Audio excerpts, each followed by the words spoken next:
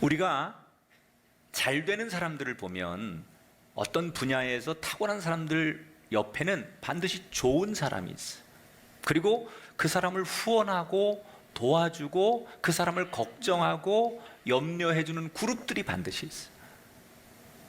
여러분, 성경에서 복음을 전할 때도 혼자 하는 게 복음 전하는 게 아니에요. 예수님이 제자들에게 전도 여행을 보낼 때 둘씩 셋씩 짝을 지어서 보내요.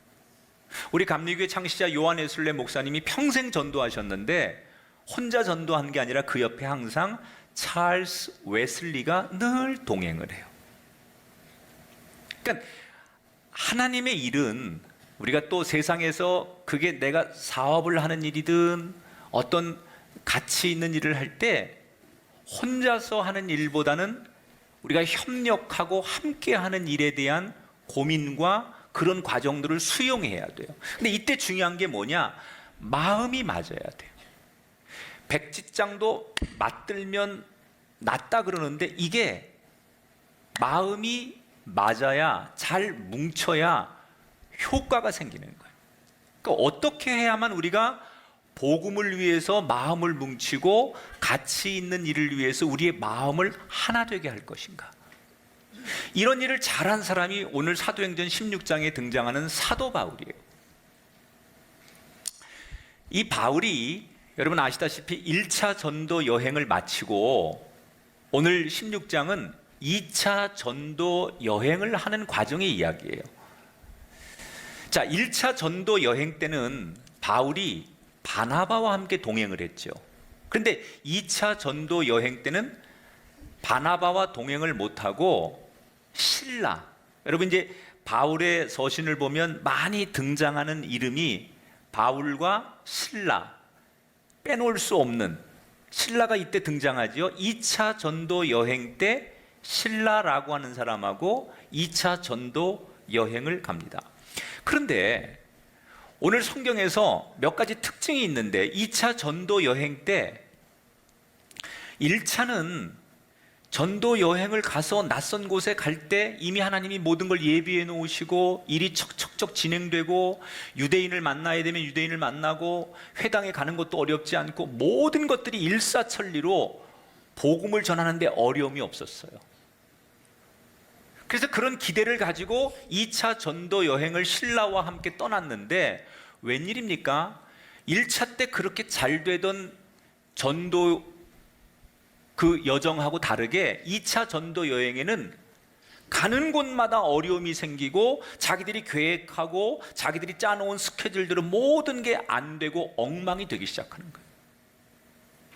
아니 1차 때도 잘 됐는데 2차는 더 잘 돼야 되는데 그래서 많은 준비를 하고 2차 전도 여행을 갔는데 가는 곳마다 전도가 막아지고 방해자가 나오고 자기들이 계획한 게 다 숲으로 돌아가고 그래서 많은 시행착오를 겪고 어려움을 겪는 끝에 오늘 성경에 보니까 터키 북서쪽에 드로아라고 하는 항구에 도착을 합니다. 그리고 그들이 지쳐서 하나님 앞에 묻는 거예요. 하나님, 아니 우리가 가는 곳마다 하나님께서 길을 열어주셔야지 우리의 선교 여행을 하나님 왜 막으시는 겁니까? 돕는 일을 붙여주시고 이 낯선 땅에서 복음이 전해질 수 있도록 우리에게 격려와 좋은 환경을 만들어 주셔야지 우리가 열심히 하려고 하는데 왜 이렇게 모든 여건과 환경이 어려워지는 겁니까? 그리고 하나님 앞에 낙심한 마음으로 기도하고 그날 밤 잠을 자는데 하나님이 꿈속에서 바울에게 한 꿈을 보여주시는 거예요. 마게도냐 사람 하나가 저 강 건너에서 바울에게 제발 우리에게 건너와 달라고 손짓하는 꿈을 꿔요. 이 꿈이 너무나 선명하고 영적으로 다르게 다가왔던 바울은 이 꿈을 꾸고서 아하, 우리가 계획한 이 아시아의 전도 계획을 하나님이 원하시는 게 아니라 저 유럽의 낯선 땅 저곳에 복음을 전하기를 원하시는 게 하나님의 뜻이구나 라는 것을 확신하게 돼요. 그러니까 영적으로 민감한 사람은요 작은 영적인 하나님의 터치에도 금방 그걸 느껴요. 여러분, 민감한 사람은요, 바람이 싹 불면 그 바람을 느끼잖아요. 바울이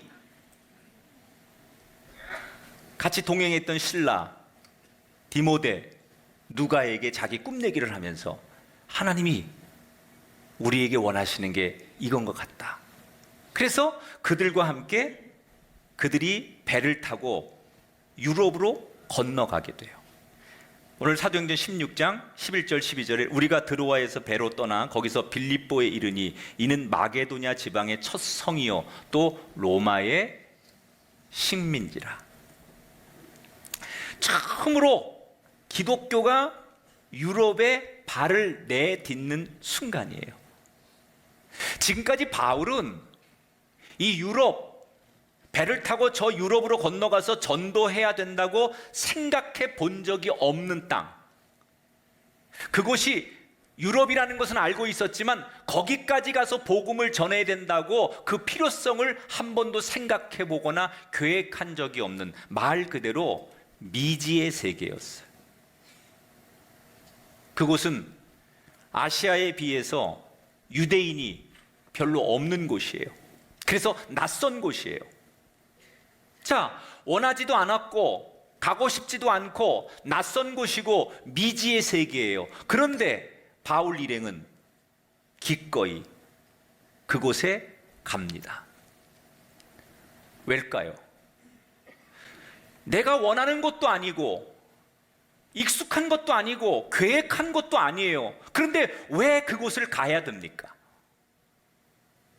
그들이 그곳을 간 이유는 뭘까요? 따라합시다. 입을 열기 전에 하나님께 귀를 열어야 합니다. 이게 포인트예요. 바울이 그곳을 갈 이유가 없는데 그곳을 간 이유는 딱 하나예요. 입을 열기 전에 귀를 열어 하나님이 내게 말씀하심을 들었기 때문에. 자, 이게 왜 이런 생각을 바울이 갖게 됐느냐? 2차 전도 여행을 시작할 때 바울은 사실 1차 전도 여행 때 동행했던 바나바가 동행해 주길 원했어요. 그래서 바나바랑 함께 전도 여행을 2차 때도 가려고 했어요. 그런데 아주 사소한 문제로 둘의 관계가 틀어지게 됩니다. 그 사소한 문제가 뭐냐면 1차 전도 여행 때 바나바의 조카였던 마가가 동행을 했었는데 이 마가가 중간에 힘들다고 선교 여행을 하다가 돌아가 버렸어요. 그런데 이 바나바가 그 마가를 한 번 더 품고 이번 2차 전도 여행에 팀에 합류시켜서 같이 갔으면 좋겠다 이렇게 얘기를 했는데 바울이 단호하게 반대를 한 거예요. 선교 여행은 팀이다. 우리가 한 팀이 되어서 가는 건데 지난번 전도 여행 때 그렇게 팀워크를 깨트리고 중간에 이탈을 해서 우리가 어려웠는데 준비되지 않은 사람이 이번에 개인적 관계로 또 끼게 되면 우리 전도 여행이 어려워질 테니 안 된다. 그래서 결국은 이 둘 사이에 이 문제가 조율이 되지 않아서 그 감정이 폭발하는 바람에 둘이 그 좋던 우정이 깨지고 관계가 서먹해지면서 결국은 전도 여행을 함께 갈 수 없게 됐어요. 그래서 바나바가 안 간다고 하니까 이 바울이 할 수 없이 실라라고 하는 사람을 데리고 전도 여행을 가게 된 거예요. 자, 처음에는 바나바가 너무나 미웠어요. 괘씸했어요. 그런데 시간이 점점점 지나면서 마음에 후회가 밀려오는 거예요. 내가 차라리 그때 바나바하고 그렇게 서로 이 문제 가지고 충돌할 때 조금 더 기도하자고 할 걸 그랬나?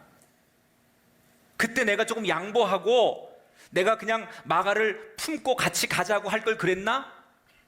처음엔 너무나 화가 나서 내 주장을 펼칠 때만 해도 감정이 상했었는데 시간이 점점점 지나면서 이 바울의 마음속에 내가 너무 지나쳤나? 내가 그걸 왜 못 받아줬을까? 그때 하나님 앞에 같이 우리 서로 브레이크 타임을 가지면서 기도하자고 그러면 얼마나 좋았을까? 이런 시간이 지나면서 조금씩 자기 마음속에 회개 그리고 후회 이런 게 생겼어요. 그러면서 스스로 결심하는 거예요. 이번에 전도 여행을 하면서 혹시 내 뜻대로 되지 않는 상황을 만났을 때 두 번 다시 바나바처럼 그 일처럼 갈등하거나 내 주장을 펼치기 전에 그런 일이 생긴다면 하나님의 생각을 들을 수 있도록 내 귀를 열어야 되겠다. 이게 바울이 바나바와 동행을 못하면서 스스로 자기가 영적으로 깨달은 교훈이에요. 그리고 지금 2차 전도 여행을 하면서 말 그대로 뜻대로 되지 않고 어려운 상황이 생겼는데 그때 그가 그런 마음을 가진 그대로 하나님께서 꿈속에서 자기에게 말씀하시는 그 말씀을 영적으로 듣는 거예요. 바나바가 바울이 유럽의 전도 여행에 효과를 낼 수 있었던 영적인 포인트는 뭐냐? 자기의 주장, 자기의 생각을 말하기 전에 하나님의 소리를 듣기 위하여 귀를 열었다는 거예요. 그랬더니 어떻게 됩니까? 이전보다 그들의 전도팀이 더 하나가 되었어요. 여러분, 그 바울이 유럽으로 건너가는 그 첫걸음이 그 이후에 유럽의 르네상스, 유럽의 문화적인 부흥, 유럽의 산업혁명, 이 모든 인류의 역사를 만들어가는 거예요. 그리고 그 유럽의 찬란한 문화를 다시 미국으로 청교도들이 건너가서 미국의 문화가 기독교 문화가 만들어지고 그 힘으로 이 조선 땅에 복음이 들어와서 지금 우리가 예배하는 이 꿈의 교회까지 기독교 역사의 한 줄에 우리가 서 있는 거예요. 그 시작이 뭐예요? 오늘 사도행전 16장에 나오는 사도 바울이 마게도냐로 건너가는 이 이야기로부터 오늘 우리까지 이 이야기가 이어져 왔다는 거예요. 여러분, 우리가 살면서 정말 중요한 영적인 진리가 있어요. 대개 사람들은 말을 먼저 하고 말을 세게 하고 말을 잘하고 말을 많이 하면 그게 이기는 거고 그게 상대를 설득하는 거고 그게 여러분 나한테 유익이 된다고 생각합니다. 그러나 영적인 진리는 말하는 것보다 귀가 열릴 때 기적이 일어남을 가르치고 있는 거예요. 입이 먼저 살면 서로 싸움이 일어납니다. 입이 먼저 살면 내 주장이 강해지고 그곳엔 분열이 있습니다. 그러나 귀가 열리는 곳에는 평화가 있고 거기에는 열매가 있고 성령의 은혜가 있어요. 여러분 가정에서 여러분 자녀를 향해서 귀가 열리는 부모가 돼 보십시오. 부부간에 입이 열리는 부부가 아니라 귀가 열리는 부부가 되십시오. 교회 안에서 신앙생활하며 하나님 앞에 입을 여는 그런 성도가 아니라 내 귀가 먼저 열리는 성도가 돼 보십시오. 그때부터 여러분 삶에 내가 계획하지 않은 인생의 열매가 열리게 될 줄 믿습니다. 어린아이들이 말을 배울 때 옹알이 할 때 입이 먼저 열리는 게 아니에요. 엄마, 아빠의 소리를 먼저 듣는 거예요. 청각 장애인들이 듣지 못하시면 말도 못하시잖아요. 항상 영적으로 듣는 게 먼저예요. 우린 기도한다고 하면 내가 내 입으로 고백하는 게 먼저라고 생각해요. 하나님을 내가 부르는 게 먼저라고 생각해. 아닙니다. 하나님의 소리를 들어야만 하나님을 만나고 부를 수 있는 거예요.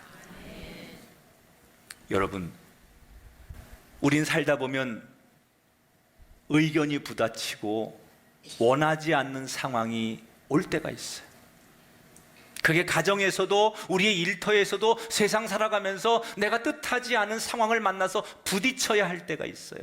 그때 그 문제를 해결하는 가장 좋은 방법은 입을 여는 것이 아니라 귀를 여는 거예요. 바울처럼 하나님이 내게 말씀하심을 영적인 귀로 들을 때 문제가 해결되고 영적인 열매가 열릴 줄 믿습니다. 특별히 교회는 더 그래야 돼요.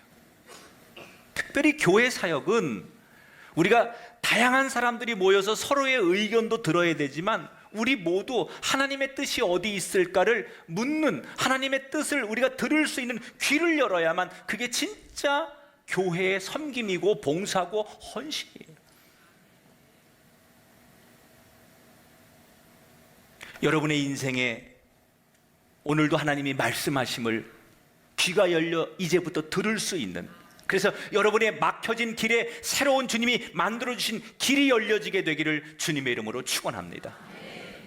자, 이렇게 바울과 실라, 디모데, 누가 일행이 유럽으로 건너갑니다. 그리고 그들이 마게도냐의 행정도시인 빌립보에 도착을 하죠. 그리고 거기서 정말 좋은 교인 하나를 만나는 거예요. 요즘으로 말하면 여성 CEO인데 루디아, 옷감 장사하는 비즈니스 우먼입니다. 저는 요즘 기도를 좀 바꿔요. 우리 교회 남자들만 잘 되지 말고 루디아 같은 여자들이 좀 나왔으면 좋겠다. 이 경기도와 대한민국 안산 땅을 뒤흔들 만한 그런 아주 축복의 CEO들이 여자들 가운데 100명이 나오게 되길 바랍니다. 지금 120명이 아멘한 것 같아요. 이 루디아가 낯선 유럽에서 선교를 하는데 아직 회당도 없어요. 유럽이니까 유대인이 없어요.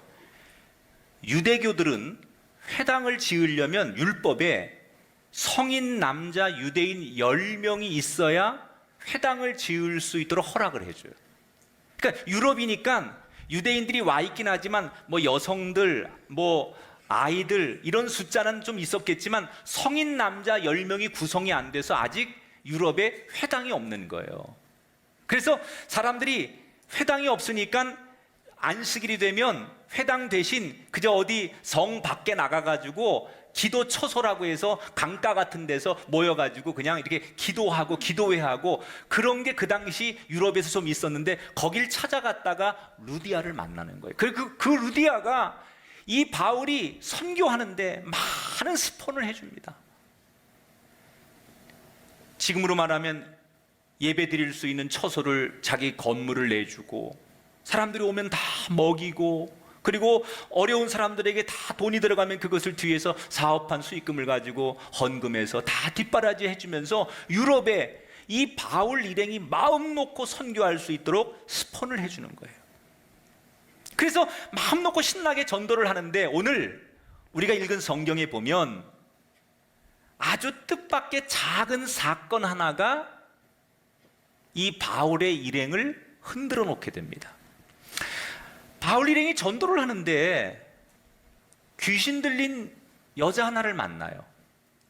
여러 가지 에피소드 가운데 바울이 안 되겠다고 생각하고 어느 날 그 귀신 들린 여인에게 18절에 보면 이렇게 선언합니다. 예수 그리스도의 이름으로 명하노니 그에게서 나오라.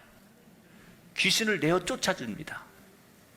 이 여인이 예수의 이름 한마디 때문에 귀신이 떠나가고 건강하고 온전한 여인으로 회복이 됩니다.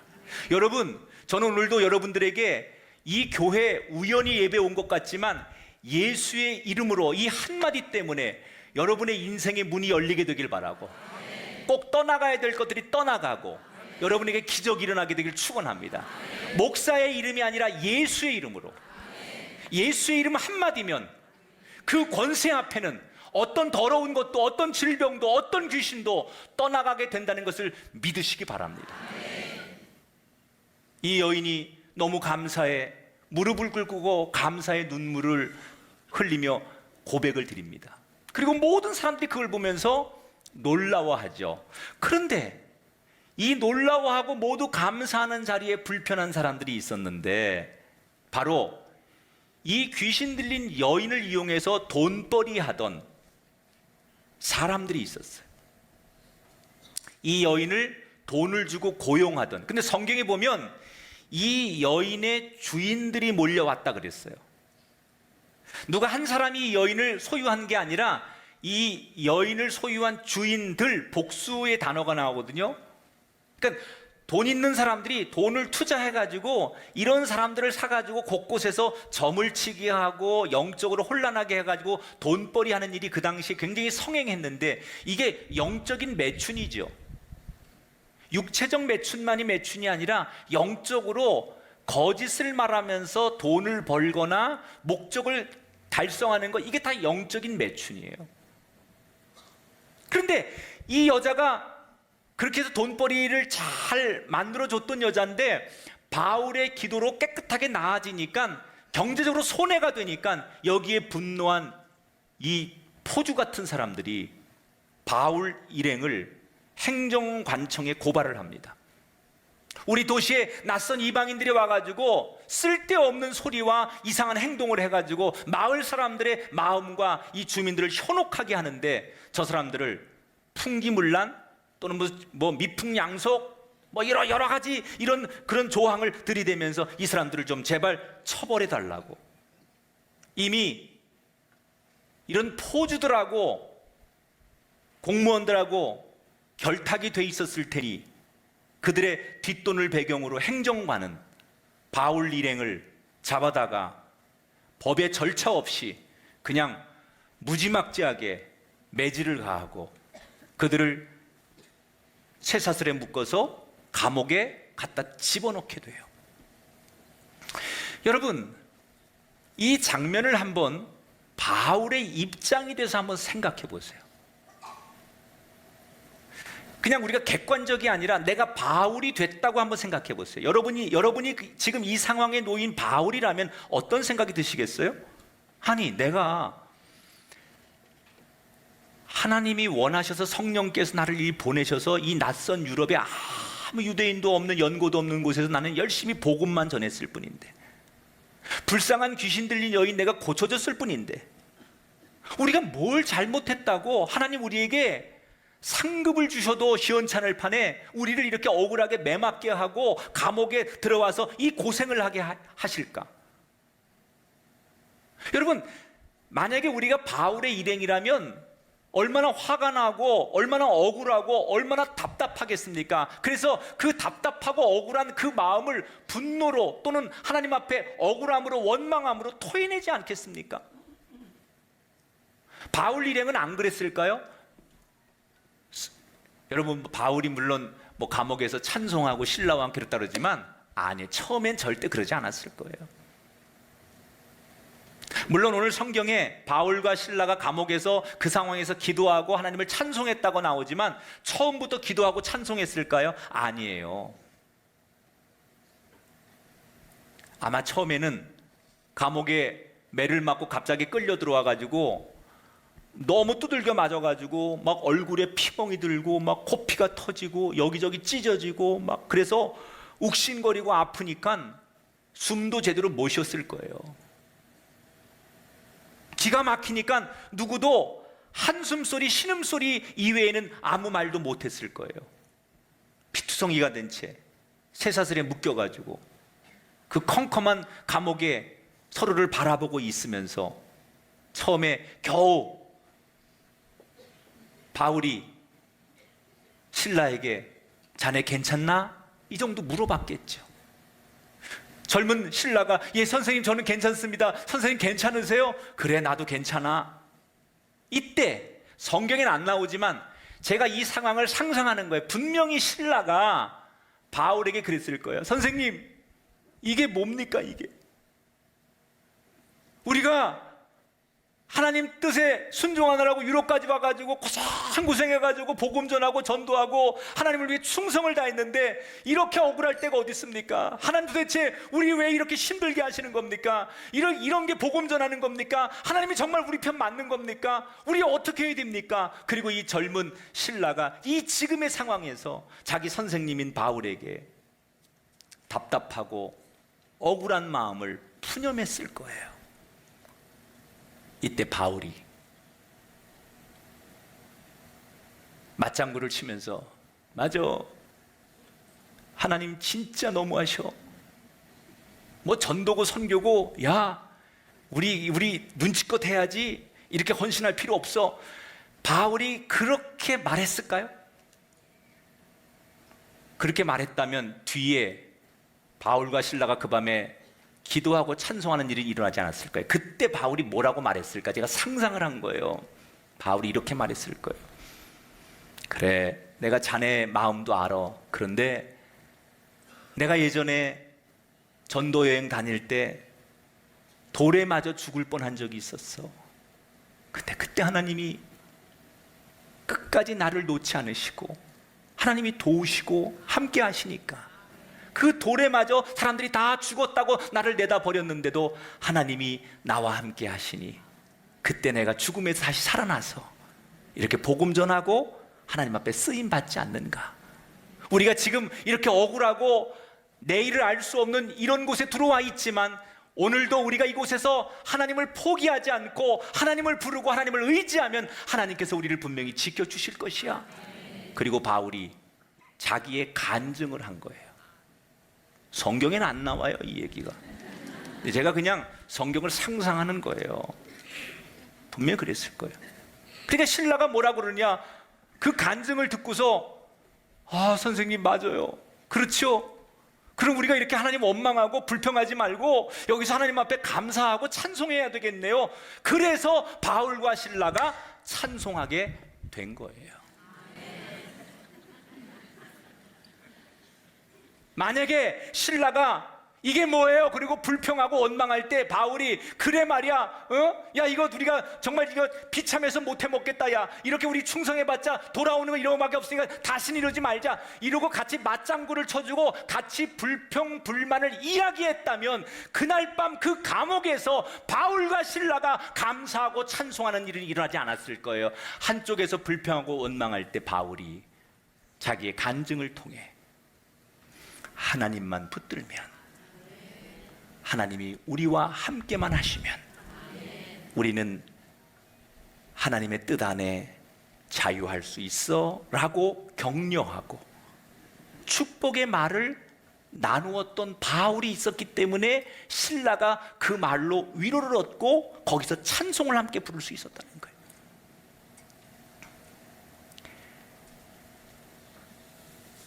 우리는 어려운 순간순간들을 참 많이 만나요. 내 기준으로 생각하면 억울하고 원망스럽고 도무지 내 상식으로는 이게 아닌데 어떻게 이런 일이 일어날 수 있을까에 대한 우린 그런 것 때문에 가슴앓이 합니다. 그때 내 옆에 있는 사람이 참 중요한 거예요.